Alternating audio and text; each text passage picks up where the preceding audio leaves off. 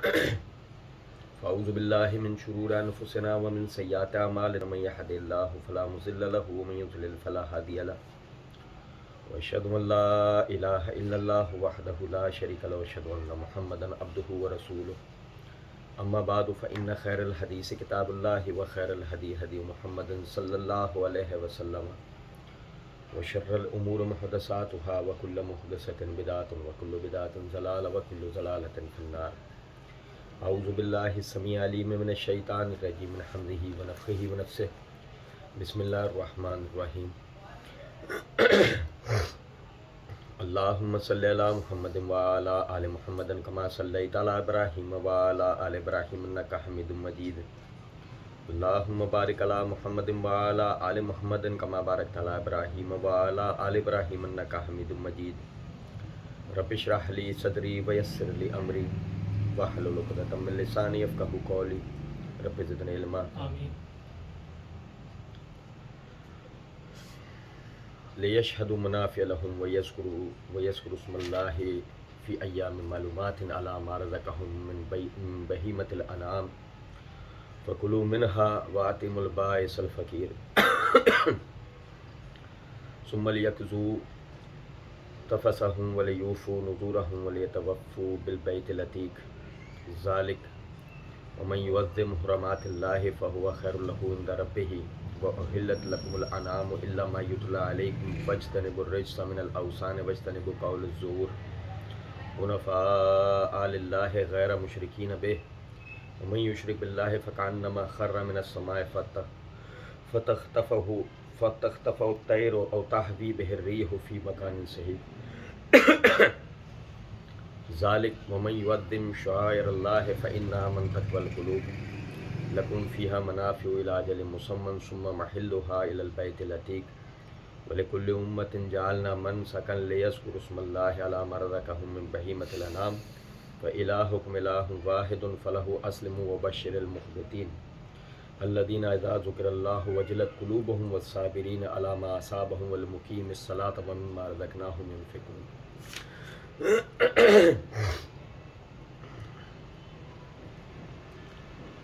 اللہ رب العزت کے فضل و کرم سے آیت نمبر 37 تک آخری درس میں ہم نے پڑھا تھا. آیت نمبر 27 تک آخری درس میں ہم نے پڑھا تھا. آیت نمبر 28 سے آیت نمبر 35 تک آپ بھائیوں کے سامنے پڑھا ہے. ہم پڑھ رہے تھے اللہ رب العزت نے جیسے کہ آیت نمبر 29 میں بھی اپنے گھر کی فضیلت اور اس کی صفت کا اظہار کرتے ہوئے بیت العتیق قرار دیا، کیونکہ وہ قدیم گھر ہے جو اللہ رب العزت نے لوگوں سے اپنی عبادت کے لیے تعمیر کروایا اور پھر اسے آباد کیا تاکہ ایک اللہ کی عبادت ہو، اسی کے لیے قیام ہو، اسی کے لیے رکوع ہو، اسی کے لیے سجدہ ہو، اسی کے لیے طواف ہو، اسی کے لیے زیارتیں ہوں، اسی کے لیے اعتکاف ہو، اسی کے لیے قربانی ہو، اسی کے لیے طواف ہو، اور اسی کی تقرب کے لیے سفر ہو. اللہ رب العزت نے ایک جملے میں ان تمام کی تمام باتوں کو ذکر کر دیا. لیشہدوا منافع لہم، تاکہ وہ اپنے فائدوں کی جگہ پر موجود ہوں. سورہ بقرہ میں ہم نے پڑھا تھا اللہ رب العزت نے حج کرنے والوں کے لیے یہ حکم دیا ہے کہ جب وہ حج سے فارغ ہو جائیں کہ اس کے بعد پھر وہ اللہ کے فضل کو تلاش کریں. وہاں ہم نے پڑھا تھا کہ اگر آدمی حج کے ایام سے فارغ ہو گیا ہے، اس کے پاس فاضل پیسہ ہے اور وقت ہے، وہ تجارت کر سکتا ہے، لیکن تجارت کی نیت سے سفر نہیں کر سکتا. ان دو باتوں میں فرق ہے.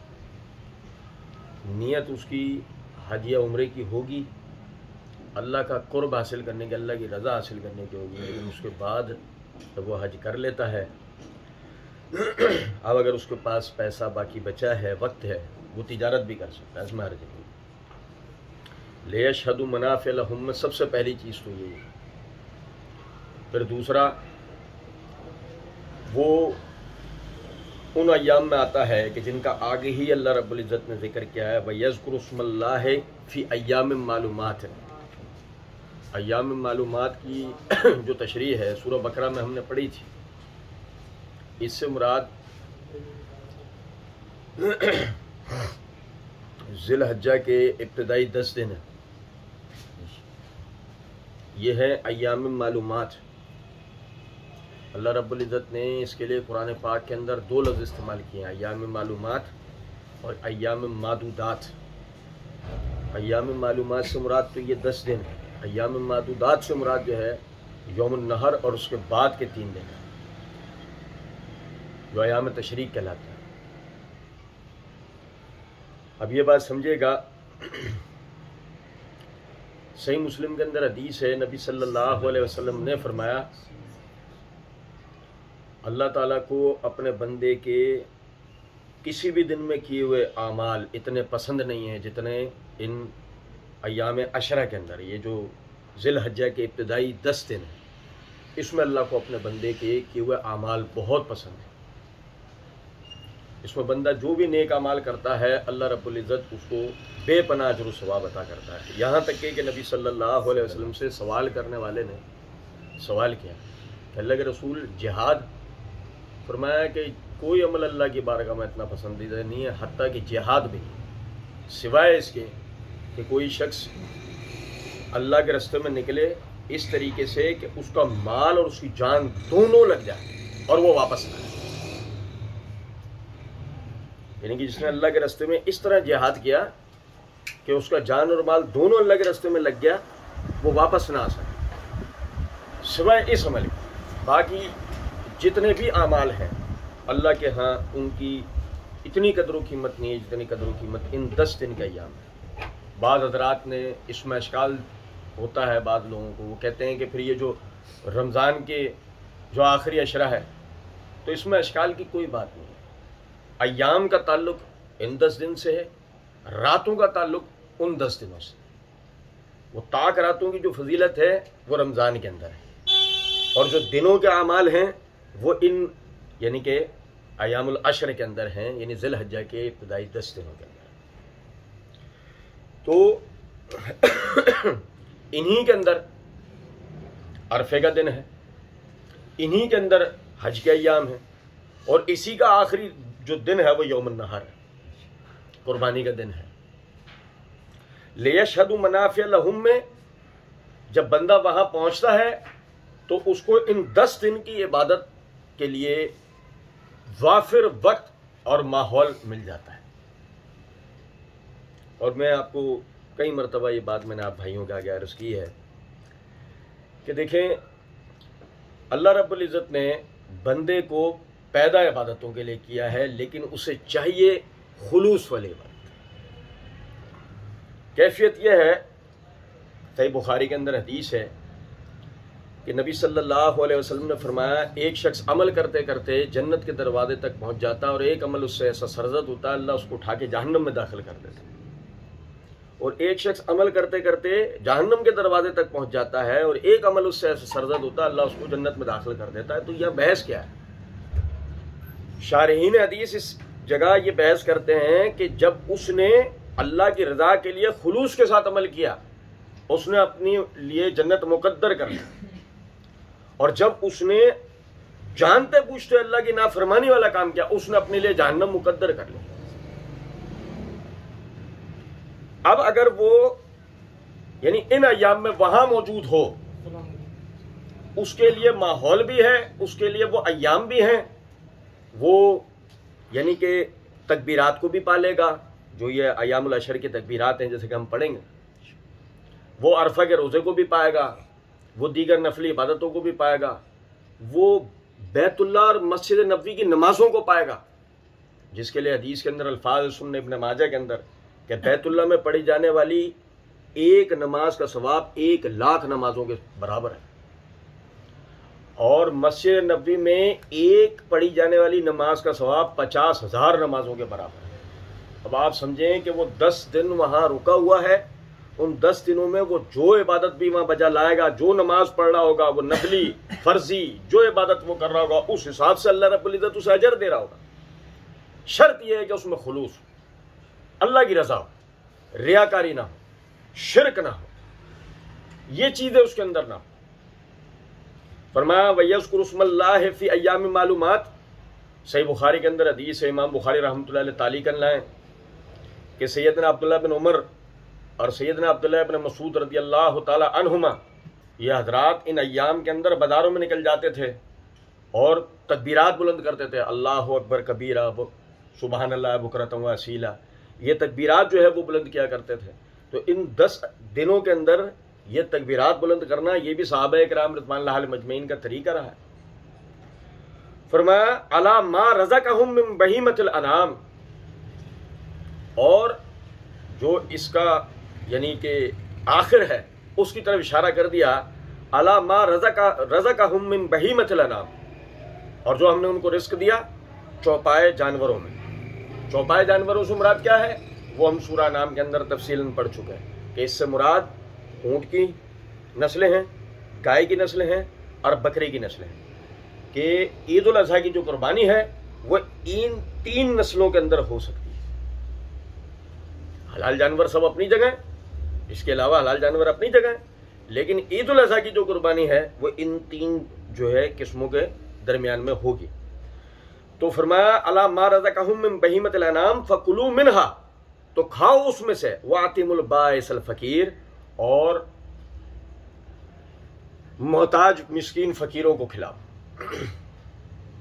دیکھیں مفسرین نے یہ جو باعث جو لفظ ہے اس سے مراد وہ شخص بتایا ہے کہ جو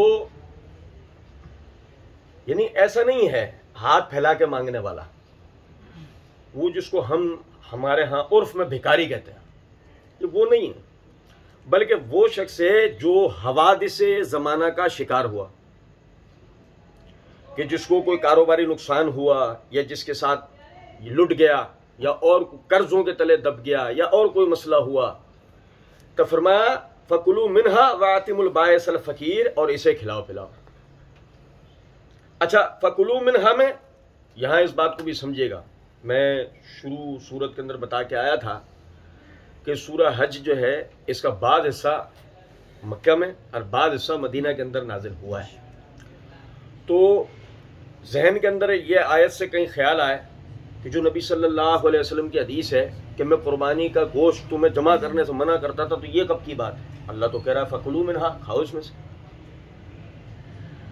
میں پہلے عرض کر چکا ہوں سورہ نام کے اندر بھی کہ نبی صلی اللہ علیہ وسلم نے مکی دور کے اندر جب مسلمانوں پہ انتہائی غربت کے ایام تھے تو آپ صلی اللہ علیہ وسلم نے قربانی کا گوشت جمع کرنے سے منع کیا تھا، اور جب فراوانی کا ایام مدینہ میں شروع ہوئے آخر میں تو آپ صلی اللہ علیہ وسلم کی یہ مشہور حدیث ہے بخاری مسلم سب کتابوں میں کہ لوگوں پہلے میں تمہیں قربانی کا گوشت جمع کرنے سے منع کرتا تھا، اب تم اپنے لیے جتنا چاہو جمع کر سکتے ہو اور جتنا چاہے تم صدقہ کرو۔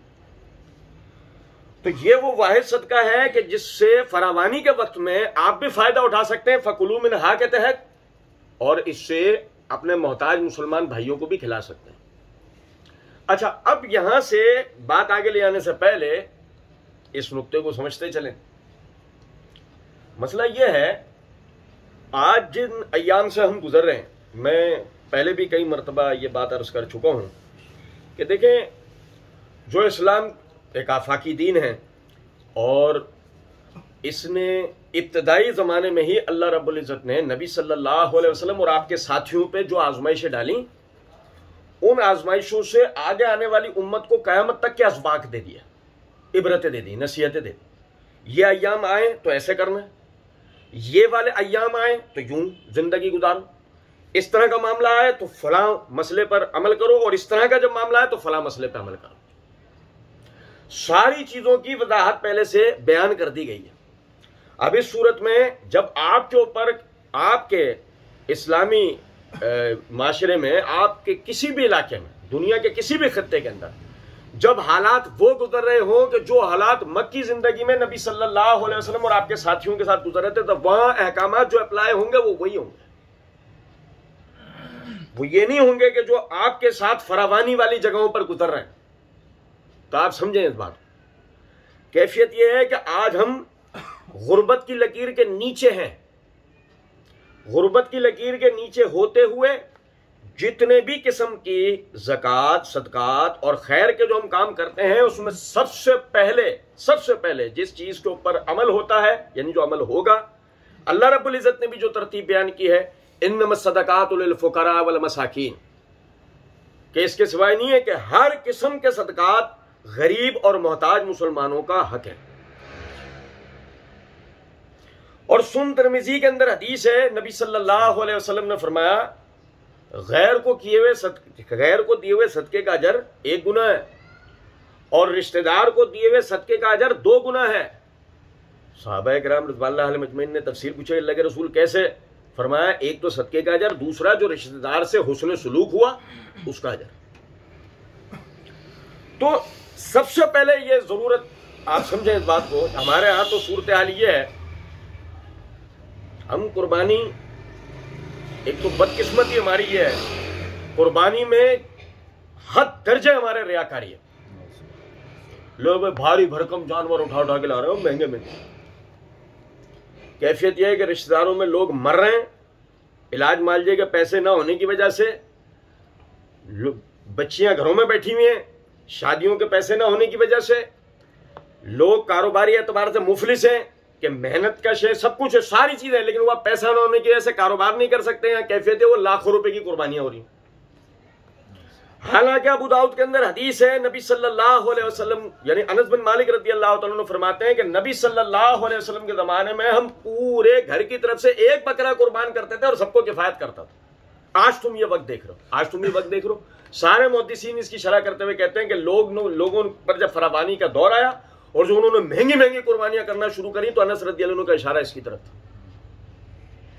تو آپ مہنگی قربانیاں کرو، کوئی مسئلہ نہیں، لیکن اللہ رب العزت نے آپ پر جو حقوق پہلے فرض کیے ہیں، آپ پہلے ان کی ادائیگی تو کرو. آپ کے رشتہ داروں میں لوگ بھوکے مر رہے ہیں، آپ کے رشتہ داروں میں بیماریوں سے مر رہے ہیں، آپ کے رشتہ داروں میں وہ بے نکاح بیٹھے ہیں، ان کے چھتیں ٹوٹی پڑی ہیں، وہ کاروبار نہیں ہے ان کے پاس، اور آپ جو ہے اپنے پیسے کو ان چیزوں میں برباد. مہنگی شادیاں ہو رہی ہیں، مہنگی قربانیاں ہو رہی ہیں، وہ مہنگے موبائل، مہنگی کاریں، بڑے بنگلے. آپ سمجھیں اس بات. دیکھو کس وقت میں حج کے ایام، آپ سمجھو حج کے ایام کیا ہے. کوئی آدمی وہاں آپ کو بھوکا نہیں ملے گا، سوال ہی نہیں پیدا ہوتا. اس زمانے میں، حتیٰ کہ جاہلیت کے ایام میں آپ اٹھا کے دیکھیں. میں اس آیت کی اہمیت سمجھا دوں آپ کو. جاہلیت کے ایام میں آپ دیکھو، کیفیت یہ ہے کہ ابھی اسلام نہیں آیا ہے، اور یعنی کہ قریش آپس میں اس حوالے سے ایک دوسرے سے ریس لگاتے تھے.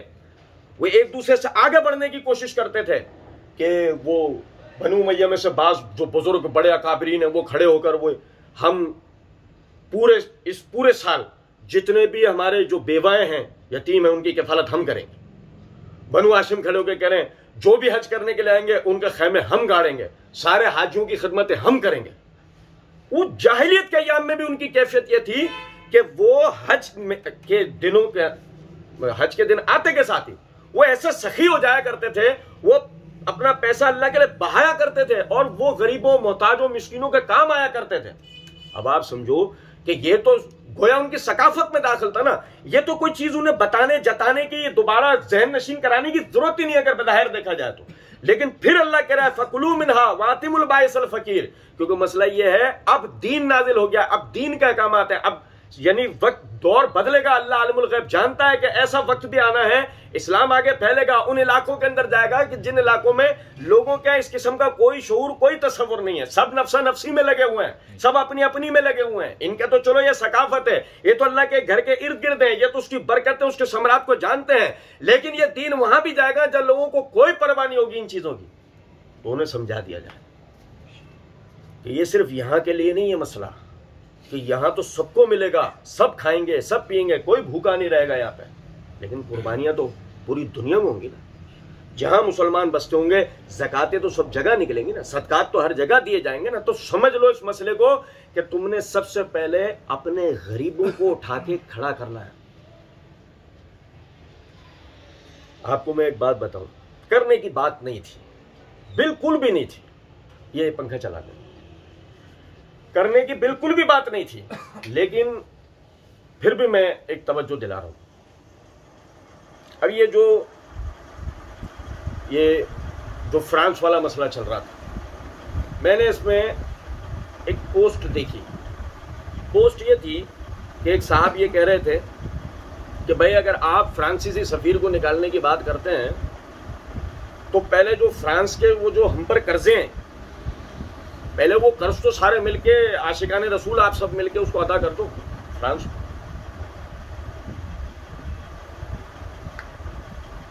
آپ سمجھے ذرا اس بات کو۔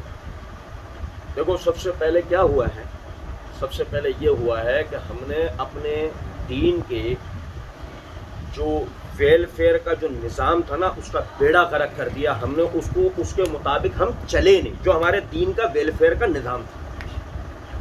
پھر ہم نے اپنے معیشتی اقدار کا بیڑا غرق کیا، اس کو دین کے مطابق نہیں چلایا۔ یا گویا میں الٹا کہہ گیا ہوں کہ پہلے معیشت کو دین کے مطابق چلاتے، پھر ویلفیئر کو دین کے مطابق چلاتے۔ جب معیشت ریونیو جنریٹ کرتی اور پھر ویلفیئر کا کام ہم اپنے دین کے نظام کے مطابق کرتے۔ ہوا یہ مسئلہ کہ ہم نے دونوں چیزوں کو دین کے مطابق چلایا نہیں، اس کو ہم نے وہی مغرب کے طرز عمل کے یعنی زیر سایہ کو چلایا، بیڑا غرق ہمارا ہو گیا۔ حکومتیں جو آئیں وہ کوئی شرعی نظام نہیں آیا، وہ جمہوری پاپے ہمیں کھلائے گئے۔ نتیجہ یہ ہوا کہ آخر میں ہم نے وہی، جب ہم سے یہ پہیے نہیں چلے، یہ بیساکیاں نہیں اٹھیں، ہم نے باہر سے قرضے لیے اور قرض لینے کے بعد اپنے ہاتھ پیر ہم نے خود بندوائے۔ اور جہاں تک یہ بات ہے وہ قرضے دے دیں، یقین کرو وہ قرضے دیے جا سکتے ہیں، یقین کرو۔ صرف کرنا کیا ہے؟ کرنا یہ ہے کہ آپ ہی کا جو یہ نظام ہے آپ اس کے مطابق چلیں، آپ اپنے دین کے مطابق چلیں۔ اب اپنے دین کے مطابق چلیں گے، آپ پوری دنیا کے قرضوں کو ان کے منہ پہ ماریں گے، ایک خود مختار ملک، ایک خود مختار قوم کی حیثیت سے اپنے پیروں پہ کھڑے ہوں گے۔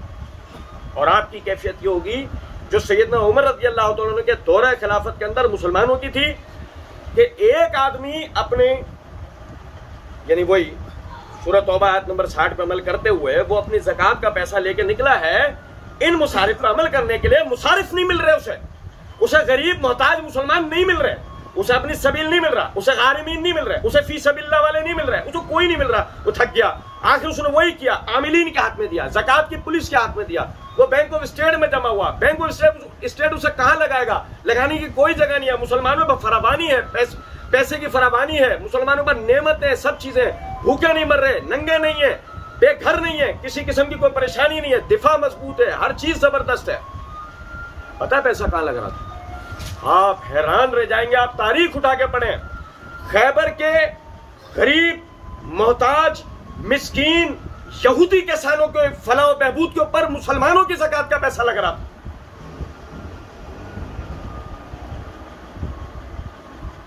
آپ اندازہ تو کرو گے کہ آپ کی اسٹیٹ کے اندر جو غیر مسلم رہتے ہیں، جنہوں نے آپ کے نظام کو قبول کر لیا، ٹھیک آپ کے دین کو قبول نہیں کیا لیکن آپ کے نظام کو قبول کر لیا، آپ کے امیر کے زیر سایہ رہ رہے ہیں، آپ کی فوجوں کے زیر سایہ رہ رہے ہیں، آپ کے عوام کے پڑوس میں رہ رہے ہیں، تو آپ کے اسلامی جو ایک نظام کے تحت آپ، وہ بھی تو آپ کے شہری ہیں، ان کی پریشانی بھی تو آپ کی پریشانی ہے نا۔ اب امیر المومنین وہ پیسہ ان پہ صرف کر رہا ہے، آپ اندازہ تو کرو ذرا یار۔ اور دور کیا ہے؟ مزے کی بات تو آپ دیکھو، دور پہلا ہے، دور دوسرا ہو، تیسرا ہو، چوتھا ہو، بات سمجھ میں آتی ہے۔ دور پہلا ہے کہ نبی صلی اللہ علیہ وسلم نے فرمایا خیر الناس کرنی، سب سے بہترین میرے زمانے کے لوگ ہیں۔ دور پہلا ہے، ثم الذی یلونہم، پھر دوسرا دور، ثم الذی یلونہم، پھر تیسرا دور۔ یہ تو دور پہلا ہے۔ پہلے دور میں اسلام کے نظام کی کامیابی دیکھو آپ۔ مسئلہ سارا یہ ہے ہم نے اس کو فراموش کیا۔ آج کیفیت یہ کہ وہی صدقات ان میں ہم نے دو طرفہ کرپشنیں کی ہیں، دو طرفہ۔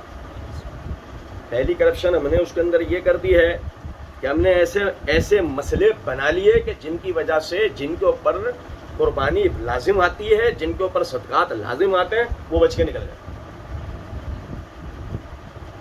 ابھی تفصیل کا یہ وقت نہیں ہے، میں کئی مرتبہ پہلے بتا چکا ہوں، کوئی آیت آئے گی میں بتاؤں گا۔ دوسری کرپشن ہم نے یہ کی کہ ہم نے ان کے نام بدل دیے، ہم نے ان کے نام بدل دیے۔ صدقات کا نام ہم نے نظر و نیاز رکھ دیا، سب کھا رہے ہیں۔ صدقات کا نام ہم نے کیا رکھ دیا؟ سب کھا رہے ہیں، امیر غریب تونگر غنی سب کھا رہے ہیں، مولوی بھی کھا رہا ہے، عام آدمی بھی کھا رہا ہے، کوئی پرواہ نہیں ہے، غریب بھوکا مرے۔ اور آخرکار مل کے گالیاں صرف گورنمنٹ کو دینی ہے، سب نے، حصہ سب کا ہے، ہمارا اور حکومت دونوں کا یعنی مشترکہ حصہ ہے اس ساری چیزوں میں، لیکن آخر میں گالیاں کس کو دینی ہے؟ کیونکہ آپ اس بات کو سمجھیں، کیا حکومت نے آپ پر، آپ کے اسلامی احکامات پہ عمل میں کوئی پابندی لگا رکھی ہے؟ آپ پر یہ کیا آپ نماز نہیں پڑھو، آپ صدقات نہیں دو، اپنی مرضی سے صدقات نہیں دو، آپ اپنے نظام کے مطابق نہیں چلو، اس طرح کی کوئی بات آپ سے کر رکھی ہے؟ آپ کوئی مقبوضہ علاقے میں رہ رہے، آپ ایک آزاد ملک کے اندر رہ رہے ہیں، آزاد ملک میں آپ اس سب چیزوں کو اپلائی کر سکتے تھے، لیکن مسئلہ یہ ہے کہ آپ ان کو اپلائی اس لیے نہیں کر سکتے کہ جو لوگ آپ کے اوپر بیٹھے سارے کرپٹ ہیں۔ مذہبی کرپشن دنیاوی کرپشن سے زیادہ خطرناک ہے کہ دنیاوی کرپشن میں تو وہ نیب کا ادارہ پھر اس کو آج فعال کر دو کل کام شروع کر دے گا، لیکن مذہبی کرپشن کے لیے تو کوئی ادارہ بھی موجود نہیں ہے ابھی تک، انہیں کون پکڑے گا؟ کہاں سے پیسہ آیا، کہاں لگا، یہ کس پہ لگنا تھا، کس پہ تم نے لگایا ہے، بات آ رہی ہے سمجھ میں؟ ہاں، لیکن اتنا ضرور ہوگا کہ آپ 5 سال بعد حکومت سے سوال کر رہے ہوگے کہ نہیں یہ یعنی عوامی فلاح و بہبود کے لیے کیا کام کیے ہیں؟ اچھا وہ صرف انہیں کرنے تھے؟ زبردست۔ تو یہ سمجھا، فَكُلُوا مِنْهَا وَأَطِعِمُوا الْبَائِسَ الْفَقِيرَ، خود بھی کھاؤ اور اپنے ان محتاج مسلمان بھائیوں کو بھی کھلاؤ۔ ثُمَّ لْيَقْضُوا نَفَثَهُمْ وَلْيُوفُوا نُذُورَهُمْ وَلْيَطَوَّفُوا بِالْبَيْتِ الْعَتِيقِ، اس کے بعد اپنی میل کچیل کو دور کریں، اپنے میل کچیل کو دور کریں۔ یہ جو ایام حج کے اندر ہم سر منڈواتے ہیں، قربانی کرتے ہیں، سر منڈواتے ہیں، ناخن تراشتے ہیں، پیروں کا ناخن کاٹتے ہیں، زیر ناف کے بال کاٹتے ہیں، بغل کے بال کاٹتے ہیں، یہ اس کی ٹریڈیشن ہے۔ یہ وہ حاجی کے لیے بھی ہے، یہ ہجری کے لیے بھی ہے۔ جو ہم یہاں ہیں ہمارے لیے بھی یہی حکم ہے، جو وہ حج کرنے ہمارے بھائی وہاں پہنچے ہوئے ہیں ان کے لیے بھی حکم ہے، اپنے اس میل کچیل کو دور کریں۔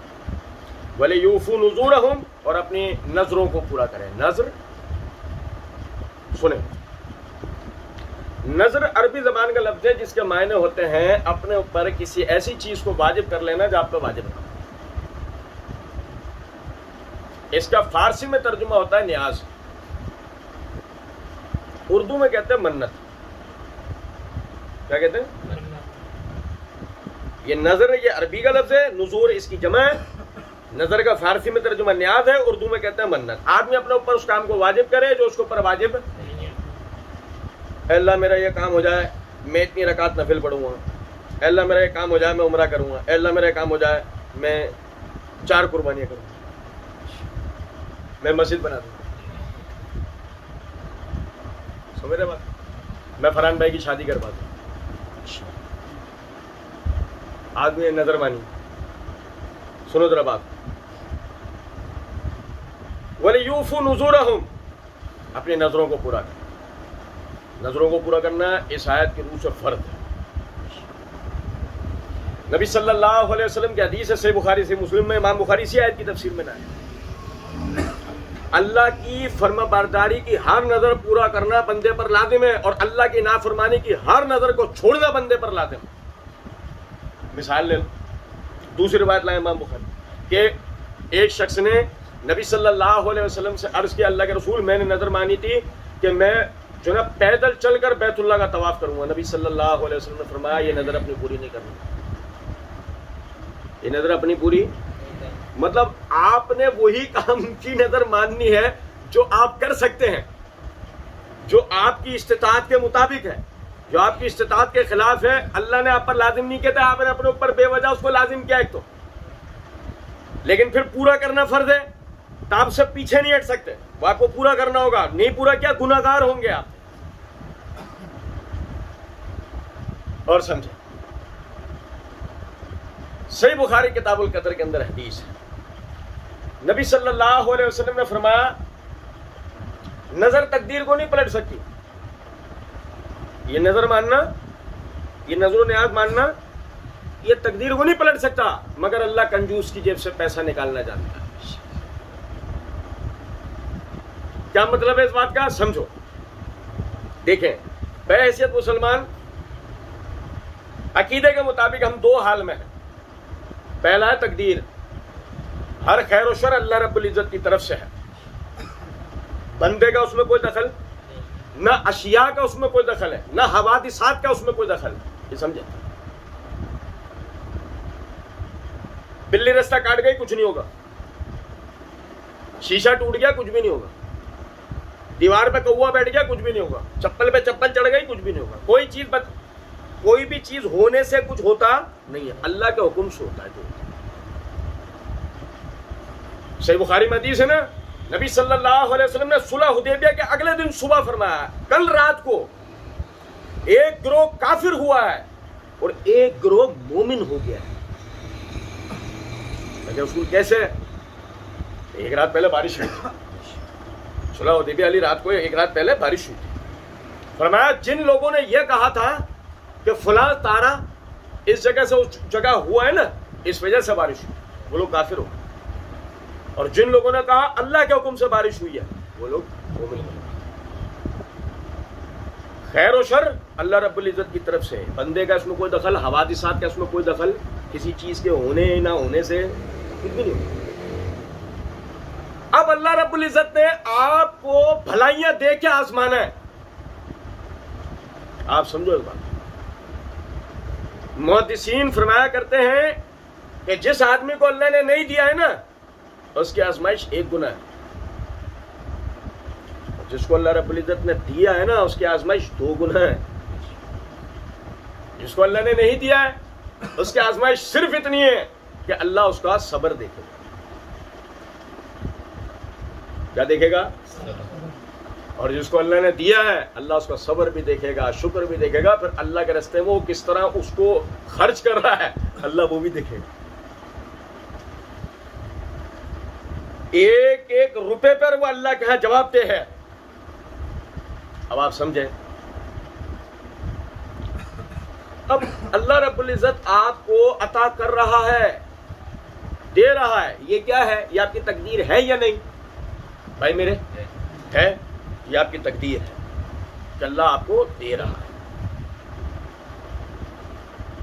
اب وہ آپ کو دے کے آزما رہا ہے, وہ آپ کا شکر دیکھے گا, اللہ کے راستے میں خرچ دیکھے گا.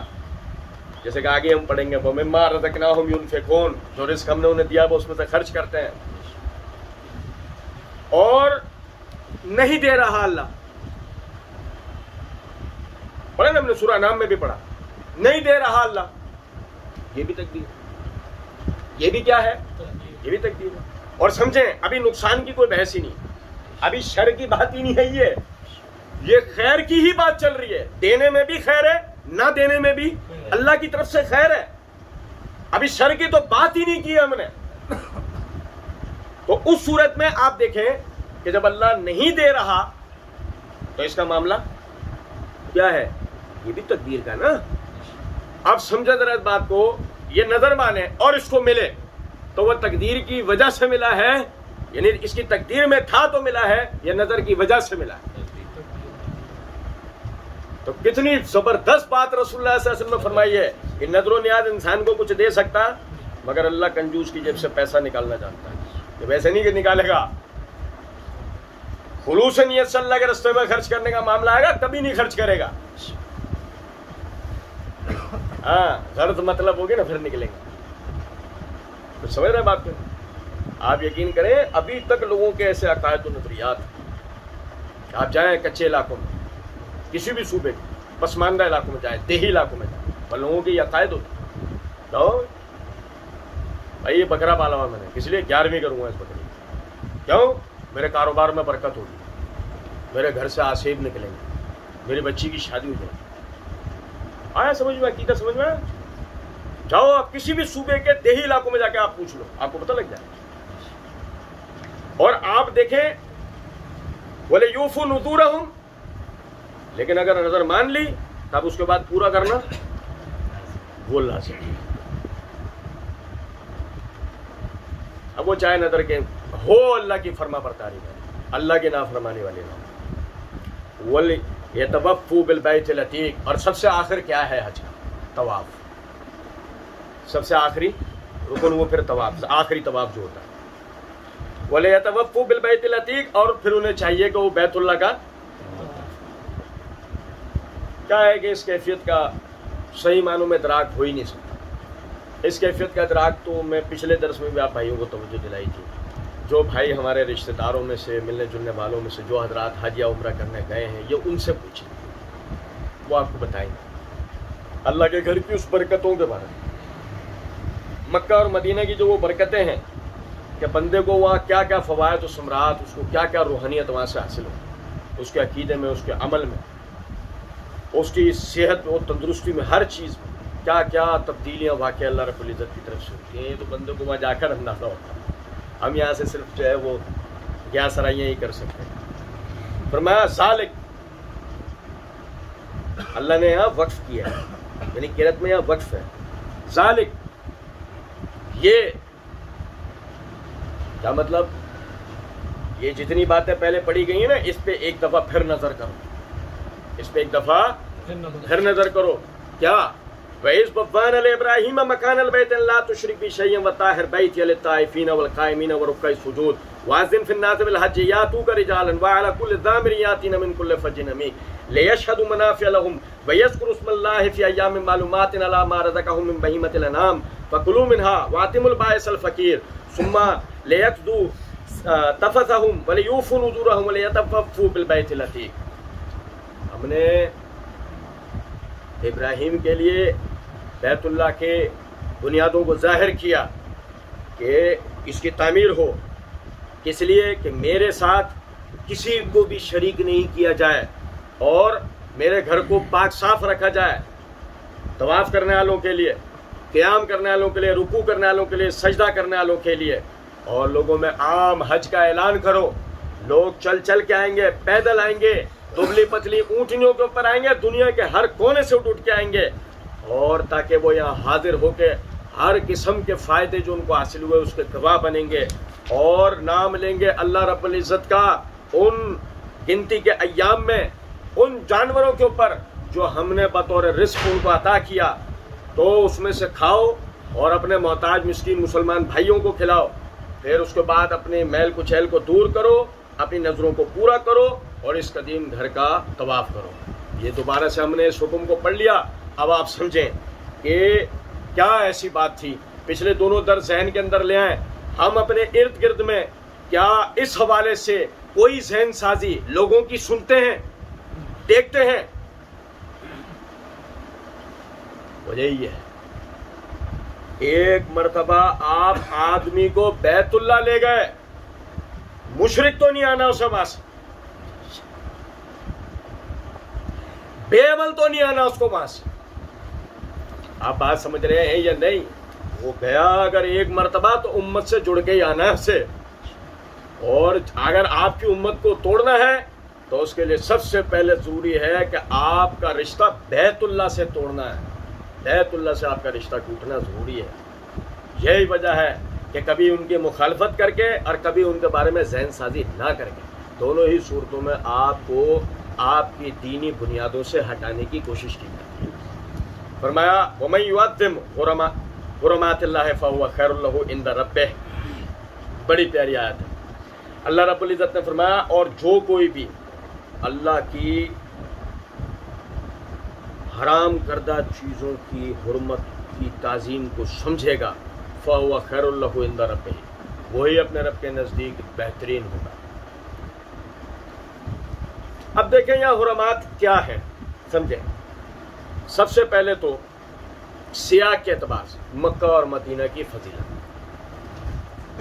سب سے پہلے حرم کیا ہے آیت کے سیاق کے اعتبار سے، مکہ اور مدینہ۔ آپ دیکھیں جاہلیت کے ایام میں، ابھی اسلام نہیں آیا، جاہلیت کے ایام میں کیفیت یہ ہے کہ کعبۃ اللہ کی تعظیم کفار کے دلوں میں، یعنی ان مشرکین کے دلوں میں کعبۃ اللہ کی اتنی تعظیم ہوتی تھی، باپ کا قاتل نظر آ گیا، باپ کو قتل کیا ہے، دھڑلے سے اعلان کرتا ہے کہ میں نے قتل کیا ہے، مسجد حرام میں نظر آ گیا، تعرض نہیں کرے، اس سے کسی قسم کے ابھی تعرض۔ وجہ کہاں کھڑا ہوا ہوں میں؟ بیت اللہ، مسجد حرام میں کھڑا۔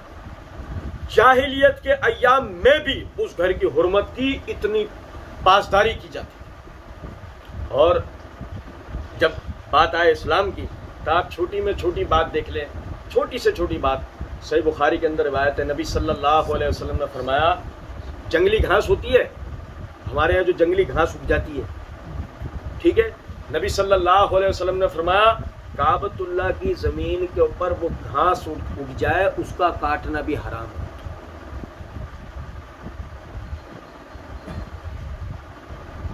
کہ اگر اس سرزمین کے اوپر یہ گھاس اگ جائے تو اس کا کاٹنا بھی حرام ہے، آپ اندازہ۔ اچھا، اب یہاں سے میں آپ کو ایک نقطہ بتاؤں، بات آگے لے آنے سے پہلے موقع ہے تو اس لیے بتاتا ہوا جاتا ہوں۔ جب آپ اس جگہ کی اگی ہوئی گھاس کو کاٹ نہیں سکتے، اس جگہ میزائل برسا سکتے ہو؟ آپ سمجھو میری بات۔ آج کیفیت یہ ہم پروپیگنڈا سن رہے ہیں کہ بھائی سعودی گورنمنٹ یمنیوں کے اوپر بڑا ظلم ڈھا رہی ہے۔ آپ دیکھو تو صحیح ہے، مطلب بی بی سی سے باہر آؤ، سی این این سے باہر آؤ، الجزیرہ سے باہر آؤ، پیڈ چینل ہے، الجزیرہ کی ساری فنڈنگ اسرائیل سے ہو رہی ہے، باہر تو آؤ ذرا، ان چینلوں سے باہر آؤ، یہ جیو وغیرہ سب سے باہر نکلو۔ سوشل میڈیا ہمارے لیے آزاد صحافت کا وہ ہے، تھوڑا سا بس غور کرنا اور تھوڑا سا بھائیوں سے رابطے میں رہنا ہوتا ہے بس، کہ بھائی کون سے پیجز، کون سے گروپس، کون سی جگہوں کو دیکھنا ہے، کون سے نیوز چینل ہیں، دیکھو تو صحیح طرح۔ یہاں عمرے کے راستے کھلے، یہاں حج کا رش آنا شروع ہوا، وہاں حوثیوں کی طرف سے میزائل داغے جاتے ہیں، اور کیفیت یہ ہے کہ پچھلے سالوں میں خودکش حملے کیے گئے، آپ اندازہ کریں۔ اور میں نام نہیں لوں گا، آپ بھائی اچھی طرح جانتے ہیں، باقاعدہ ایک پڑوسی ملک سے ان کو فنڈنگ ہوتی ہے، سمجھ رہے ہیں، ان کے لڑکے لے جا کے اپنے ملک میں ٹرینڈ کر کے دیے جاتے ہیں، صرف کس لیے کہ کسی طرح سعودی گورنمنٹ کو نقصان پہنچایا جائے۔ اور میں اس ملک کا نام تو نہیں لے رہا، لیکن اس کو جو پش کرنے والے ہیں امریکہ اور اسرائیل، اس کے بارے میں تو خیر اس کا ذکر نہ کرے تو ہم سمجھ لو ہماری مجلس میں برکت ہی نہیں ہوگی۔ وہ تو سارا پیسہ تو سارا، اور وہ سارے جو پش آ رہا ہے وہ تو وہاں سے آ رہا ہے۔ بتانا کیا ہے؟ بتانا صرف اتنا ہے، یہ کافر گورنمنٹ ہے، یہ یہودی گورنمنٹ ہے، یہ فلانی گورنمنٹ ہے، یہ یوں گورنمنٹ ہے، یہ یوں کر رہے ہیں، یہ فلاں کر رہے ہیں، کسی بھی نام پر صحیح، کچھ بھی ہے۔ یہ ضمیر کہاں سے لائے ہو جو تم مکہ کے اوپر میزائل فائر کرتے ہو؟ یہ ضمیر کہاں سے لائے ہو؟ خود کو مسلمان کہنے کے بعد تم اس سرزمین کے اوپر میزائل داغتے ہو، خودکش حملے کرتے ہو، یہ ضمیر کہاں سے لائے ہو؟ ایسا مردہ ضمیر، ایسی ذلیل فطرت کہاں سے لائے ہو؟ اور یقین کریں ایسی ذلیل فطرت پیدا ہوتی ہے محرم میں، سمجھ گئے ہوں گے آپ، یہاں سے شروع ہوتی ہے وہاں تک پہنچتی ہے، وہاں سے میں اس ملک کا تو نام نہیں لے رہا نا، یہاں سے وہاں تک پہنچتی ہے، وہاں سے کہاں تک پہنچتی ہے؟ یمن تک، اور پھر وہ سارا سلسلہ بنتا ہے۔ تو میرے بھائی عرض کرنے کا مطلب میرا یہاں پر یہ ہے، آپ اس بات کو سمجھیں، جب اس سرزمین کی گھاس اگ جائے وہ کاٹنا حرام ہے، اس پر میزائل داغنا حلال ہوگا کسی بھی نام پر؟ ہاں ہم دیکھیں آپ کو، آپ اٹھیں اور اپنا کردار اس طرح ادا کریں کہ جس طریقے سے ایک مسلمان کردار ادا کرتا ہے. آپ کو ان سے اختلاف ہے کسی بھی معاملے میں، ان کے ساتھ بیٹھے بات کریں. مثلا آپ بھی جانتے ہیں جو آپ اختلاف جن چیزوں کے اوپر آپ کر رہے ہیں، آپ ان کے ساتھ جیسے ہی بیٹھیں گے تو وہ آپ کو بولیں گے آ جاؤ، ہم تو انتظار ہی اس چیز کا کر رہے ہیں، ہم تو انتظار ہی اس چیز کا کر رہے ہیں، آؤ بیٹھو. اور آپ کو پتا وہ ساری چیزیں، وہ جتنا فساد پھر آپ نے دنیا میں جو شرکیہ اور بدعی عقائد کا مچا رکھا ہے وہ سب ایک ہی مجلس میں ختم ہو جانا، ساری چیزیں ہی ختم. پھر وہ جو آپ پوری دنیا میں پروپیگنڈا کرتے ہیں، وہابی نظریات وہ تو ختم. ساری دنیا ایک ہی نظریات پر آ جانی ہے، قرآن اور حدیث، دین اسلام کے نظریات. یہ لفظ وہابی ہی نکل جانا ہے. یہ پروپیگنڈا جس کی وجہ سے ایک عام آدمی اسلام کی طرف آ ہی نہیں پاتا، ایک بنیاد پرست مسلمان بن ہی نہیں پاتا. آپ سمجھیں. فرمایا وَمَن يُعَظِّمْ حُرُمَاتِ اللَّهِ فَهُوَ خَيْرٌ لَهُ عِندَ رَبِّهِ. سب سے پہلا مکہ مدینہ کی حرمت دل کے اندر ہونی چاہیے. اللہ رب العزت، ابراہیم علیہ السلام نے اللہ رب العزت سے دعا کی، اے اللہ، سورہ بقرہ بتاتا، اے اللہ مکہ کو حرمت والا بنا دے، یہاں کے لوگوں کو شفا دے، برکت دے، پھلوں سے دے، روزیوں سے دے. نبی صلی اللہ علیہ وسلم ہجرت کر کے مدینہ گئے، کیفیت یہ پورا مدینہ زرد بخار کا شکار. نبی صلی اللہ علیہ وسلم نے اللہ کے حضور ہاتھ بلند کیے، فرمایا اے اللہ جس طرح ابراہیم علیہ السلام نے مکہ کے لیے دعا کی تھی، میں مدینہ کے لیے دعا کرتا ہوں، اے اللہ تو مدینہ کو بھی اسی طریقے سے برکت والا بنا دے، یہاں کے لوگوں کو اسی طریقے سے روزی عطا کر. آج آپ دیکھیں، ایک زمانے سے تو ہم بھی خیر دیکھ ہی رہے ہیں، کتابوں میں پڑھ رہے ہیں، تاریخ میں پڑھ رہے ہیں، اللہ رب العزت نے دونوں ہی شہروں کو ہر قسم کی آفتوں سے محفوظ رکھا، سوائے اس کے آپسی انتشار جو ہے نا. صحیح مسلم کتاب الایمان کے اندر حدیث ہے، نبی صلی اللہ علیہ وسلم نے فرمایا میں نے اللہ تعالیٰ سے دعا کی، اے اللہ میری امت کو آگ کے عذاب سے ہلاک نہ کرنا. اللہ نے میری دعا کو قبول کیا. میں نے اللہ تعالیٰ سے دعا کی کہ میری امت کو چنگاڑ کے عذاب سے محفوظ رکھنا. یعنی جتنی پچھلی قوموں کے اوپر عذاب جن طریقوں سے بھی اللہ رب العزت نازل کیا، نبی صلی اللہ علیہ وسلم نے فرمایا میں نے اللہ تعالیٰ سے دعا کی، اللہ تعالیٰ نے میری امت کو ان چیزوں سے محفوظ کیا. پھر میں نے آخر میں اللہ رب العزت سے دعا کی کہ اللہ میری امت کو آپسی انتشار کے عذاب سے ہلاک مت کرنا. اللہ نے میری دعا کو قبول کر لیا. یہی اس امت کی آزمائش ہے. ہمارا اتحاد اللہ کی برکت مانی جائے گی، اور ہمارا انتشار یقین کریں یہ برکت نہیں ہے، یہ اللہ کا عذاب ہوگا. ہم جتنا آپسی انتشار کا شکار ہوں گے، ہم سمجھ لیں ہم اللہ کے عذاب کا شکار ہیں، اور جتنا ہم میں اتحاد ہوگا اتنا زیادہ سمجھ لیجئے اللہ کی برکتیں ہمیں ملنا شروع ہو گئی. صحابہ کرام رضوان اللہ علیہم اجمعین کو اتنی برکتیں کیسے مل گئی؟ کالا ہو، گورا ہو، امیر ہو، غریب ہو، عربی ہو، اجمی ہو، آپس میں سب ایک کلمہ، ایک قبلہ، ایک ایمان، ایک اعتقاد رہتا. انما المومنون اخوۃ. اس کے سوائے نہیں کہ تمام مسلمان آپس میں بھائی، وہ اس رشتے کی بنیاد پہ تھے. یہی وجہ اللہ رب العزت نے انہیں وہ برکتیں عطا کریں ہم گمان نہیں کر سکتے ان برکتوں. فرمایا وَمَن يُعَظِّمْ حُرُمَاتِ اللَّهِ فَهُوَ خَيْرٌ لَهُ عِندَ رَبِّهِ. اب حرمات میں وہ مفسرین جو دوسری چیزیں بیان کرتے ہیں، ہر گناہ کا کام جس کو اللہ نے حرام کیا اس کی حرمت کو سمجھیں، اس کو معمولی نہیں جاتا. دیکھو آپ میری بات سنیں، ایک ہے آدمی گناہ نہیں کرتا، یہ ہے اس کا متقی.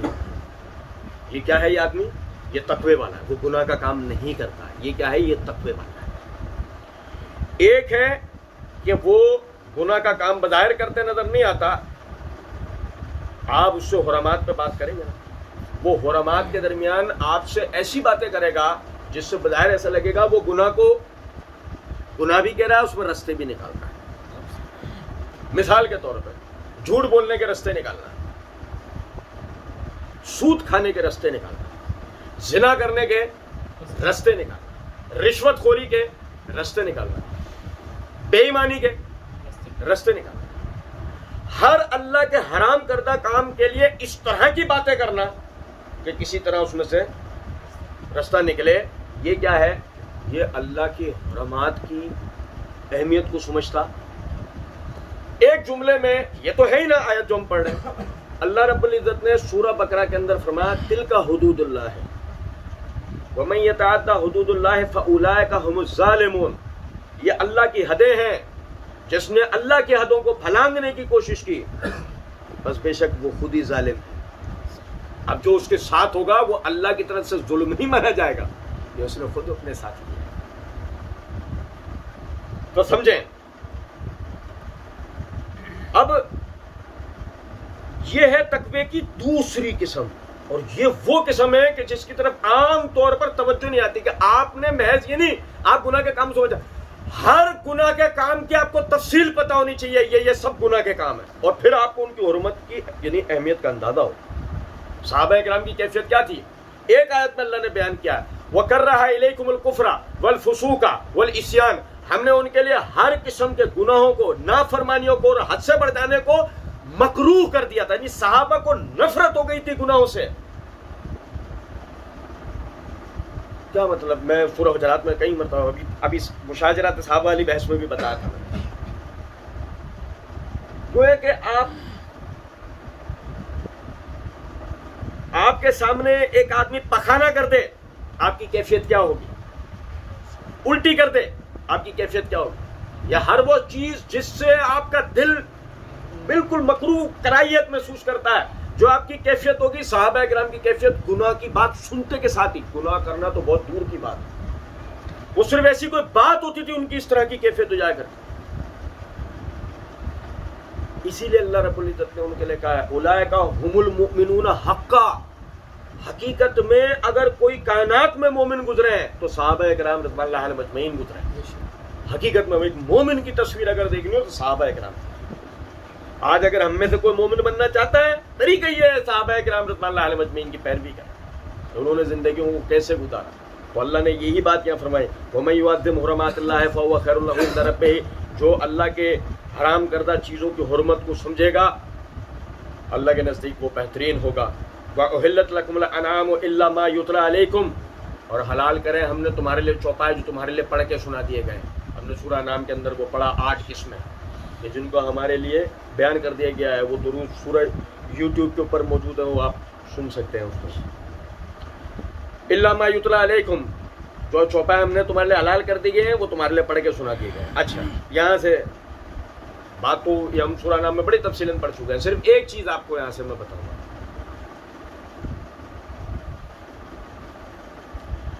ایک وہ ہمارے یہاں گروہ موجود ہے جو کہتا ہے کہ ساری کی ساری وحی محصور ہے قرآن میں. ساری کی ساری وحی محصور ہے قرآن میں، ہے نا؟ منکرین حدیث کا ٹولہ. اب اللہ کہہ رہا احلت لکم الانعام الا ما یتلی علیکم. تمہارے لیے جو چوپائے حلال کیے گئے تو تمہارے لیے پڑھ کے سنا دیے گئے. اچھا، وہ اگر پڑھ کے سنا دیے گئے اور بقول آپ کے کہ حدیث کی کوئی اہمیت نہیں ہے اور صرف قرآن ہی میں سب کچھ ملے گا، اس میں مچھلی تو نہیں بتائی گئی تھی. پڑھ کے بتایا مچھلی کا نہیں بتایا گیا، بھینس کا نہیں بتایا گیا، بھینس کا پڑھ کے نہیں بتایا گیا. بات آ رہی ہے سمجھ میں؟ نہیں کہ اگر ہم نے اسی کو دلیل بنانا ہے کہ وہی ساری کی ساری اس میں ہے، تو پھر آج ہم جن چیزوں کو بھی حلال مانے بیٹھے ہوئے ہیں، یعنی جو حدیث نے حلال قرار دیا ہے ہم انہیں حلال مانے بیٹھے ہوئے ہیں، ہمیں ان سب کو اپنے اوپر حرام کرنا پڑے گا. سب سے پہلے مچھلی کھانا بند کرو. قرآن میں آپ کو نہیں پڑھ کے سنایا گیا یہ بھینس کا گوشت کھانا یہ بند کرو، یہ آپ کے لیے پڑھ کے نہیں سنایا گیا قرآن کے اندر. اور نہیں تو پھر وہی حدیث کو مانو کہ حدیث قرآن کی تفسیر بیان کرتی ہے. فاجتنبوا الرجس من الاوثان.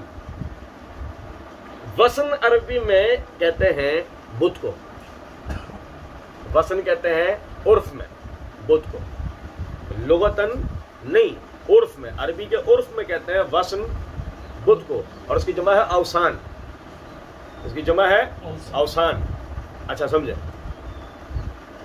اصلاً جو لغت میں اس کے لیے لفظ آتا ہے نا بت کے لیے، وہ ہم قرآن میں پہلے پڑھ چکے ہیں. جبت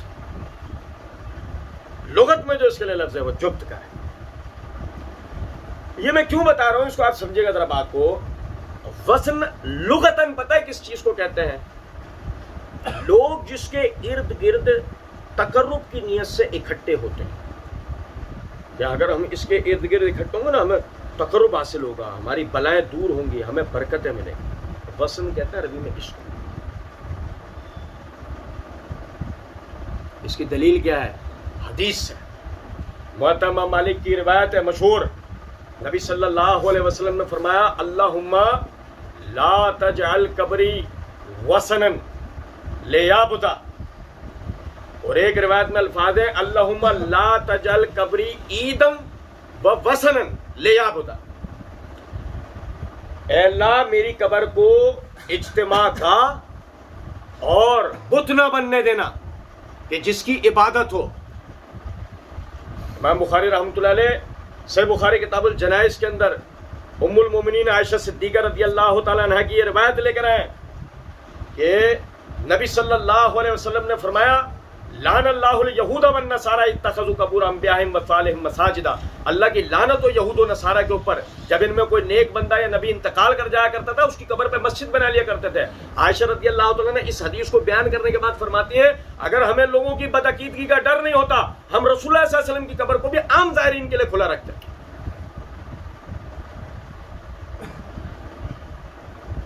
سمجھے ہیں بات کو؟ اللہ رب العزت نے نبی صلی اللہ علیہ وسلم کی دعا کو قبول کیا۔ آج کیفیت یہ ہے نبی صلی اللہ علیہ وسلم کی قبر کے طواف نہیں ہو رہے، آج نبی صلی اللہ علیہ وسلم کی قبر پہ سجدے نہیں ہو رہے، آج نبی صلی اللہ علیہ وسلم کی قبر پہ رکوع نہیں ہو رہے، آج نبی صلی اللہ علیہ وسلم کی قبر کا حج نہیں ہو رہا۔ اب انٹیریئر سندھ میں جا کے دیکھو مزارات پر رکوع ہو رہے ہیں، سجدے ہو رہے ہیں، طواف ہو رہے ہیں، سارے کام ہو رہے ہیں۔ اور چھوڑو جاؤ آپ پوری دنیا کے اندر عیسیٰ علیہ السلام کی مورتی کے آگے کیا ہو رہا ہے، موسیٰ علیہ السلام کی تصویروں کے آگے کیا ہو رہا ہے؟ نبی صلی اللہ علیہ وسلم نے دعا کی، اللہ نے آپ کی دعا کو قبول کیا، صحابہ کرام رضوان اللہ علیہم اجمعین نے آپ کی قبر کی حفاظت کی۔ اس کے بعد اللہ رب العزت نے ہمیشہ آپ کی قبر کو ایسی حکومتوں کے درمیان رکھا جن حکومتوں نے آپ کی قبر کی حفاظت کی کہ کسی بھی طرح آپ کی قبر کی عبادت، لوگ آپ کی قبر کی عبادت کرنا نہ شروع ہو جائیں۔ وثن اصلاً بت کو نہیں کہتے، یاد رکھیے گا اس بات۔ اور اللہ نے فرمایا فاجتنبوا الرجس من الاوثان، اب وثن کی جمع کو آپ وثن کے معنی تو آپ سمجھ گئے نا، وہ چیز لوگ جس کے ارد گرد تقرب کی نیت سے کہ ہمیں برکت حاصل ہوگی یا ہمارے مسائل حل ہوں گے، اس نیت سے لوگ اکٹھے ہوتے ہوں، اس کو وثن کہتے ہیں، اس کی جمع اوثان ہے۔ اللہ نے فرمایا فاجتنبوا الرجس من الاوثان، اور ان جیسی جگہوں کی ناپاکیوں سے بچو۔ یہ فاجتنبوا، یہ وہی فاجتنبوا ہے، یہ وہی حکم ہے، یہ وہی لفظ ہے جو سورہ مائدہ کے اندر اللہ رب العزت نے فرمایا انما الخمر والمیسر والانصاب والازلام رجس من عمل الشیطان فاجتنبوہ لعلکم تفلحون۔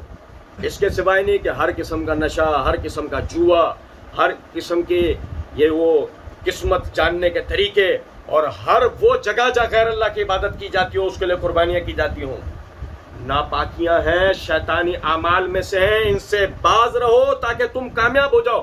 فاجتنبوا جیسے اس آیت میں فرمایا ایسی ہی فاجتنبوا یا اللہ رب العزت نے فرمایا فاجتنبوا الرجس من الاوثان۔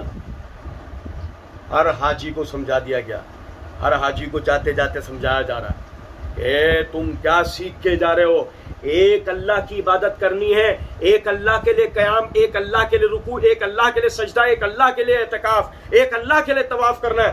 اللہ کے سوا تمہاری کسی طرف توجہ نہیں ہونی چاہیے۔ تمہارا قبلہ کیا ہے؟ تم کس کی طرف پیٹ دے کے نہیں آتے ہو؟ اس کی طرف، یہ کعبۃ اللہ کی طرف۔ یہ تم کہاں چپلیں اتار کے جاتے ہو؟ او بھائی میرے، اللہ کی قسم، جو حرمت اللہ رب العزت کی، جو حرمات اللہ رب العزت کی مقرر کرتا ہے وہ اللہ کی شان کے لیے خاص ہے۔ اللہ کے علاوہ مخلوق کے لیے اس میں سے کسی حرمت کو تسلیم کرنا شرک ہے، اور اللہ نے اسی سے بچنے کے لیے کہا فاجتنبوا الرجس من الاوثان۔ یہ اس قسم کی گندگیوں سے، یہ عقیدے کی گندگیاں ہیں، یہ عقیدے کی ان گندگیوں سے بچنا چاہیے۔ اللہ رب العزت سمجھنے اور عمل کرنے کی توفیق دے۔ وما علینا الا البلاغ۔